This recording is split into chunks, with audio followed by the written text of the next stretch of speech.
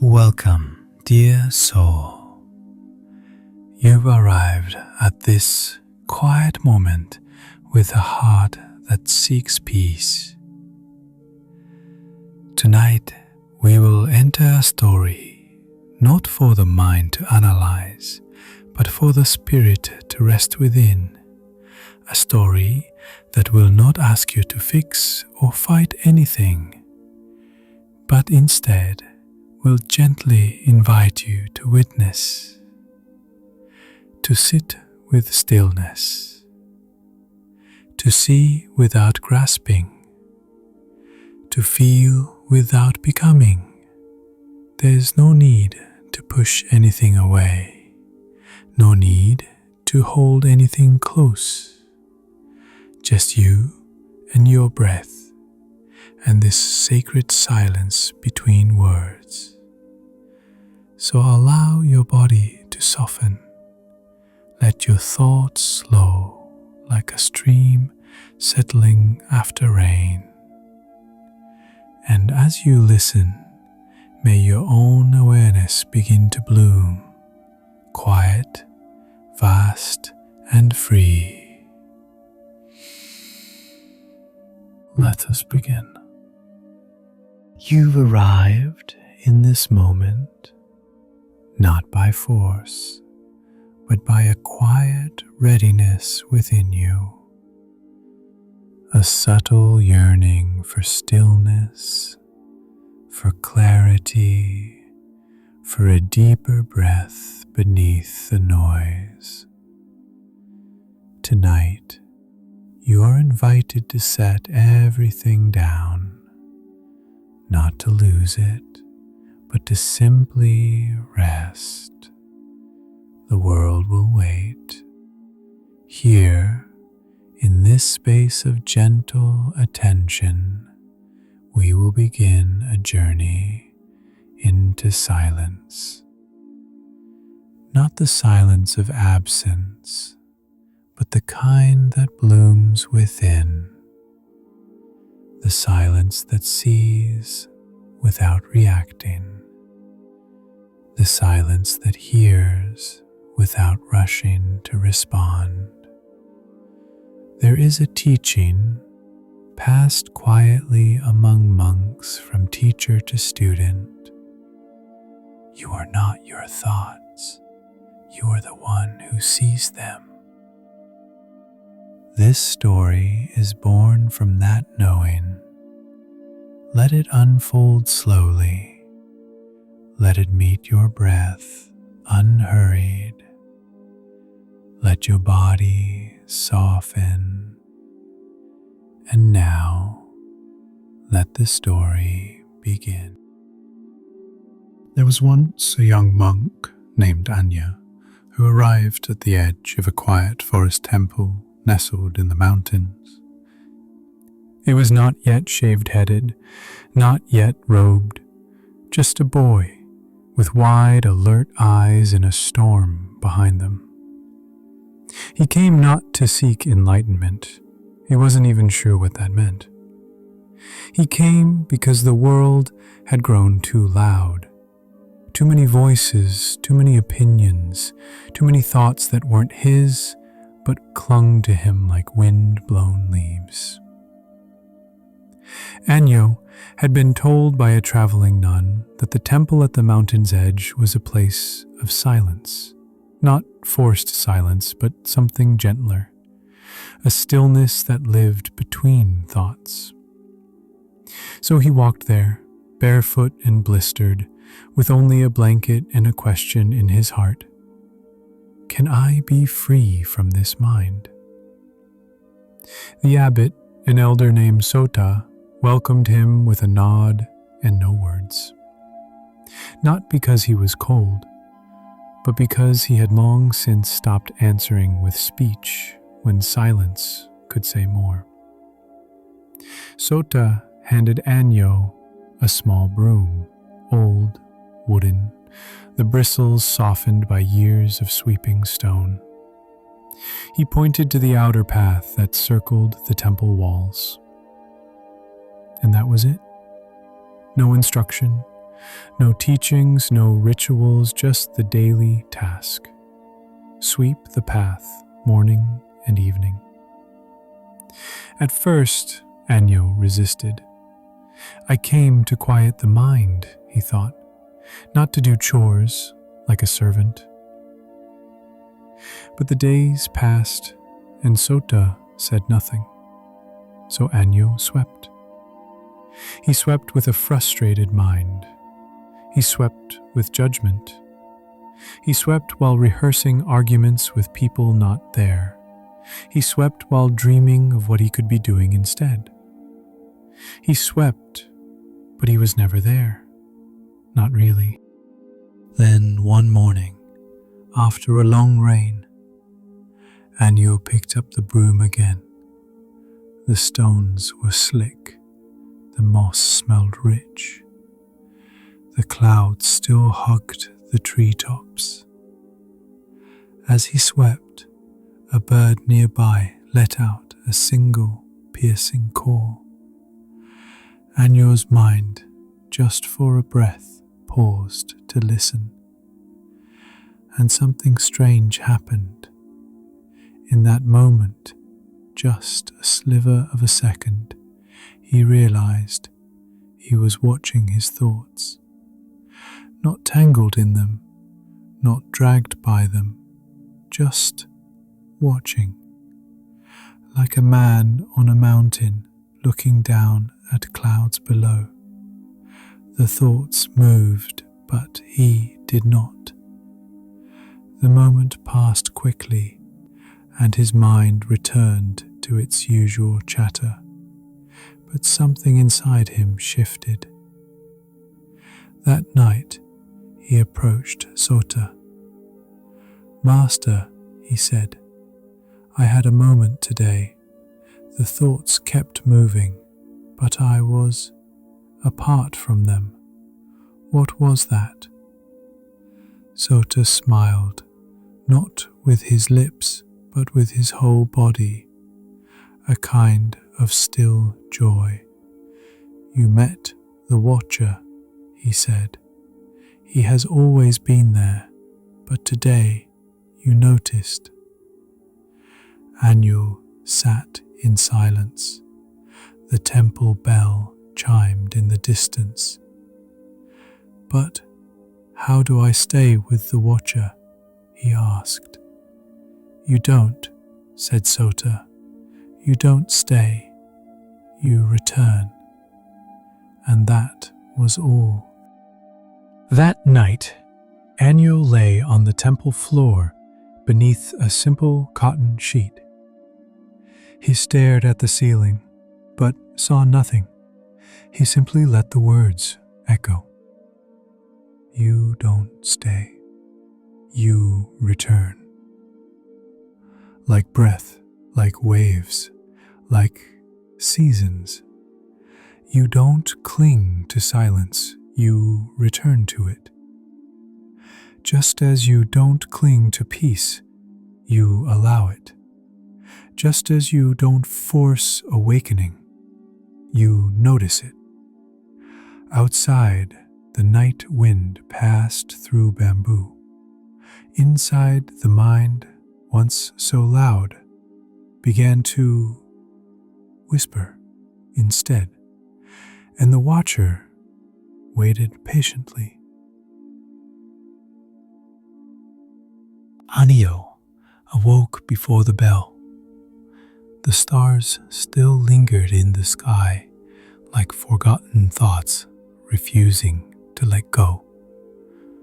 The world was quiet, but inside, the chatter had already returned. "I must understand this Watcher," his mind whispered. "I must learn how to stay with it. I must figure it out." And in that swirl of urgency, the need to know, to master, to own the silence, the very Watcher he longed to find, faded again, like a dream already dissolving. The day unfolded as all temple days did. The sound of distant chanting, the scent of rice porridge steaming in old bowls, the crackle of sandals against gravel paths. But inside, Anyo was restless. He watched others, elder monks who moved like still water, whose eyes did not flinch with passing noise. They smiled without reason. They listened without interruption. "How?" he asked Sota again during the evening tea. "Why do my thoughts keep dragging me away? Why can't I stay still like the others?" Sota stirred his cup gently, watching the ripples fade. "Because you are trying to stop the river by grabbing the water," he said. Anyo blinked. Sota set the teacup down. "The watcher," he said, "is not something you hold. It is what watches you trying to hold." Anyo opened his mouth to respond, but the words curled back into silence. That night, alone in his small quarters, Anyo sat cross-legged on the mat. He lit a single candle and closed his eyes. Thoughts came as they always did, some loud, some soft, some pretending to be wise, some just noise. And every time he tried to quiet them, they grew louder, like children tugging on a parent's sleeve, demanding attention. But then he remembered, "You don't stay, you return." So he didn't force them away. He didn't resist. He just noticed. That thought was anxious. That one was proud. That one was imagining what others thought of him. That one whispered, "Failure." And still, he remained, not chasing, not fixing, just watching. For a moment, no longer than a breath, Anyo felt something unexpected.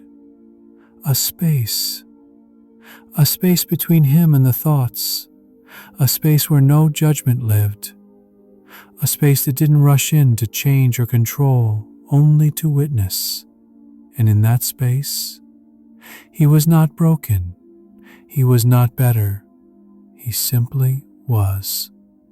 The candle flickered, his breath slowed, and though the thoughts still came, they no longer carried him. The next morning Sota met him on the outer path. They walked side by side without speaking, the broom handle balanced across Anyo's shoulders.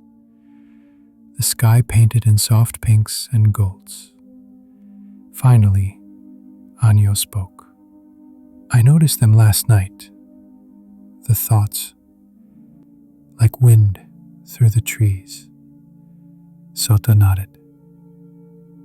"And what did you do?" "I didn't follow them." A slow breath from the elder. "That," Sota said gently, "is the beginning of the end of suffering." Anyo looked up. "The end?" he asked. Sota smiled. "No, the beginning of the end. The mind will still chatter, but now you are learning not to follow." They paused at a bend in the path where old pine needles had gathered. Sota turned to Anyo and said something he had never spoken before. "You are ready." "Ready?" Anyo asked. For silence. That evening, Sota handed Anyo an old cushion, worn, faded, the seams barely holding. He brought him to the edge of a quiet stone hall where a single lotus etched in the center marked the space for still sitting. "Tonight," Sota said, "you will not speak and you will not move. You will sit and you will watch." And you nodded. But then Sota added, "You will not watch the thoughts. You will watch the one who watches them." And with that, he left. The door closed gently. The wind paused outside. The candle was already lit, and Enyo sat. He sat with the thoughts. He sat with the silence. He sat with the breath. But more than that, he sat with the witness. Not as something to find, but as something he already was. And for the first time since his arrival, Enyo did not want to stop the mind. He simply wanted to see it clearly. And in that, he saw himself. The candle's flame danced gently in front of him, but Anyo's eyes had softened beyond it. He was not focused on the flicker. He was not focused on the thoughts. He was not focused on silence. He was watching itself. Time blurred. There was no beginning of the meditation, no dramatic shift, no enlightenment flash, just breath, just being, just the quiet hum of presence unfolding like mist. And then something curious happened. He saw a thought arise. It was about leaving. It said, "This is enough. You've done well. You can go now." But he did not move. He simply looked at that thought, the way one might look at a cloud, not asking why it formed, not asking where it would go, just letting it pass. Then another came. This one said, "You're wasting time. There's no reward in this, just emptiness." Eniwo watched that one too, and he noticed something. Neither thought could stay when he refused to believe them. Without his attention, without his grasping, they faded like smoke curling upward and vanishing into space. It was then he remembered Sota's words from long ago. The mind is not the enemy, Aniwa. It is only confused. And indeed, in that moment, Aniwa saw how the mind was like a child, waking from a bad dream, frightened, unsure, reaching for something to hold. But he was no longer the child. He was the sky that held the dream, the watcher that held the child. A soft knock came on the wooden door.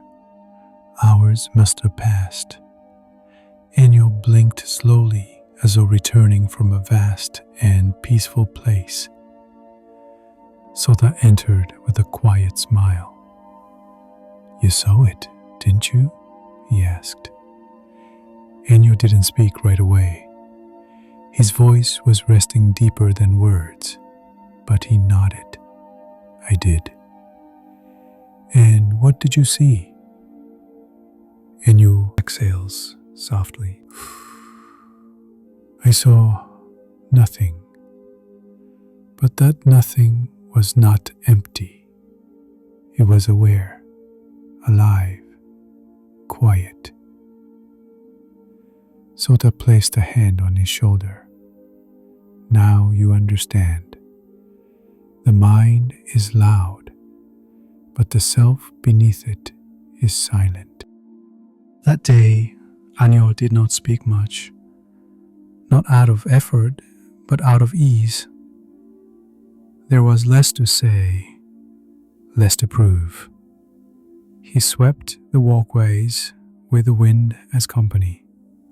He watched the birds, not with commentary, but with witnessing. And even when the thoughts returned, and they did, he noticed them like distant bells, sounding but not summoning. Later that week, another young monk approached him. This boy, no older than 14, had frustration in his eyes. "I can't stop the thinking," he said to Anyo, nearly in tears. "I try, and it only grows louder." Anyo looked at him kindly. "You're trying to silence a drum by beating it," he said. The boy blinked. Anyo continued, "Stop striking it. Just listen." And he sat beside him, shoulder to shoulder, both facing the same wind. No instructions, no fixing, just watching, together. And in that shared stillness, the boy began to breathe deeper. Not because the thoughts had stopped, but because he had stopped following them. That night, under the starlit courtyard, Anyo wrote something in his worn journal. A single line: "I am not the noise. I am the one who hears it." And for the first time in his life, that truth did not feel like an idea. It felt like home. Autumn arrived quietly in the mountains, but the leaves did not fall all at once. They released when the tree was ready, when the wind was just right.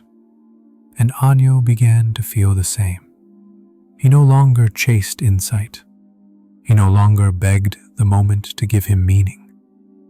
He let it arrive, the way wind slips through pine needles, unseen, but undeniably there. One afternoon, as the monks gathered to repair the old prayer hall, Anyo was asked to mend the broken window. As he sat cross-legged on the stone floor, polishing the cracked glass, he noticed his mind beginning to wander. Thoughts of his past village, of the girl he once loved, of whether this life, cloistered in silence, was truly meant for him. But instead of pushing the thoughts away, he did what had become natural. He noticed. He named them gently. That's a memory. That's a longing. That's a doubt. And he let them pass. Like clouds again. Like whispers that didn't need answers. As he wiped the last edge of glass, he caught his own reflection in it. Soft eyes, calmer now, older than before. And he whispered to himself, "I see you, mind, but I do not need to become you." In that moment he realized something profound. He did not need to stop his thoughts. He only needed to stop identifying with them.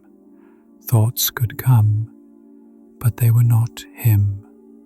They were weather. He was the mountain.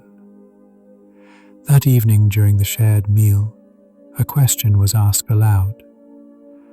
What is the sound of silence? The monks, a common Khan. But Surta simply gestured to the dusk outside and said, "It is the sound of the world without you in it." They all grew still. For that moment, no one spoke, no one analyzed. They simply listened. And in the background, there was the rustle of bamboo, the echo of distant birds, the clink of a teacup gently placed. No narration, just sound, just being. And it was enough. Later, Anyo sat under the Bodhi tree behind a temple. its roots so old they cradled the earth like fingers of memory.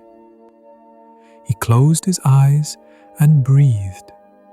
He didn't try to be still. Stillness was simply there. He didn't try to be silent. Silence had found him.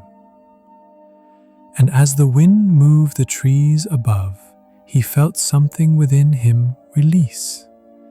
It was not dramatic. It was not even noticeable at first, but it was true. A thought came, and he didn't chase it. A feeling rose, and he didn't label it. A past pain flickered, and he didn't grasp it. He was watching and being. That was enough.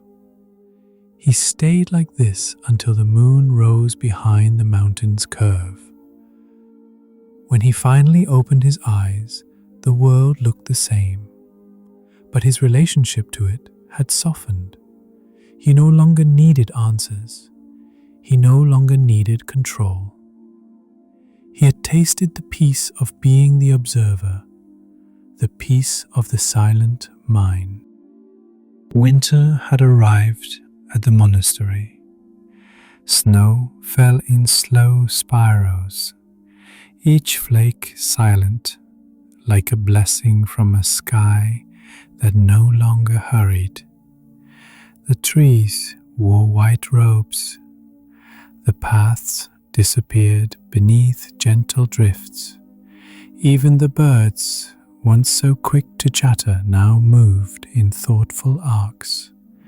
It was the season of stillness, and Anyo had grown to love it. Each morning now he rose, not with expectation but with presence. He no longer wrestled his thoughts or avoided them. He welcomed them like travelers at the gate. "Come in," he would say inwardly. "Warm yourself by the fire, then go." He had become the host of his mind, not its prisoner. One morning before dawn, Sota invited Anyo to walk to the cliff's edge, a place few monks visited in the cold. The path was covered in snow, but their footsteps made no complaint, and when they reached the top, the valley below was a painting of mist and light. They stood together for a long while. Then Sota spoke softly, as if afraid to startle the silence. "You have watched your thoughts. Now can you watch the one who watches?" Anyo turned his eyes inward, toward the very seat of awareness. He could feel himself noticing, and he could feel the noticing itself. It was not thought. It was not emotion. It was something more quiet than quiet, the space in which all things appeared and passed. And within that space, there was peace, true peace, not the kind that depends on the world being gentle, but the kind that stays, even when the world is not. As they returned to a temple, a monk dropped a bowl in the courtyard, the shatter loud and sharp. Anyo didn't flinch. He didn't label it a disturbance. He simply noticed the sound arise, peak, and fade. Then he noticed his own breath, still calm, still home. That evening, as snow thickened on the roofs, Sota gathered the monks for evening tea. He spoke only a few words, but they settled deeply. Thoughts will visit you. Emotions will come and go. Pain, joy, memory, doubt, all will pass like seasons. But the one who watches, that is your nature, and it does not change. He let the silence finish the teaching. Before bed, Anyo sat one last time by the window in the meditation hall. Candlelight flickered beside him. He watched the flame not with fascination but with softness. Thoughts passed like shadows behind the glass. Some were about the past, some about what tomorrow might bring. But none of them touched him. They were just weather again. He was still the mountain, and now that knowing wasn't effort, it was truth. He closed his eyes, not to block out the world, but to enter the one within, a world of spaciousness, of silence that breathed, of a mind that no longer needed taming because it was no longer feared. He had become what Sota once described, a mirror that reflects but does not hold.